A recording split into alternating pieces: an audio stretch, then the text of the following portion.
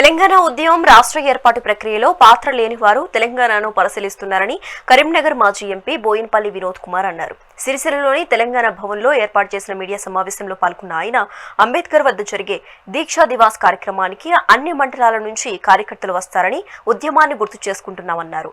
ప్రజలను చైతన్యం చేయాల్సిన బాధ్యత రాజకీయ నాయకులకు ఉంటుందని, అందుకే కేసీఆర్ చేసిన ఉద్యమాన్ని ప్రజలందరికీ చెప్పే బాధ్యత తమపై ఉందన్నారు.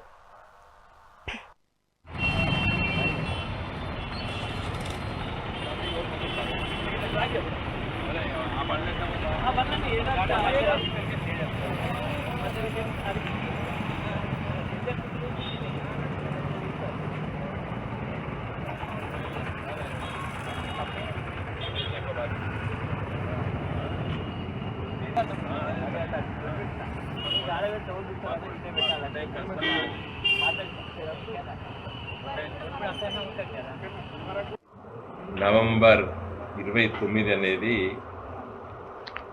చరిత్రలో ఒక ముఖ్యమైన ఘట్టం. తెలంగాణ రాష్ట్ర ఏర్పాటు ప్రక్రియలో ఎన్నో ఘట్టాలు ఉన్నాయి. దాంట్లో ఇది అతి ముఖ్యమైనటువంటి నిర్ణయము. కేసీఆర్ గారు తీసుకున్న నిర్ణయం ఆమర నిరాహార దీక్ష నిర్ణయం.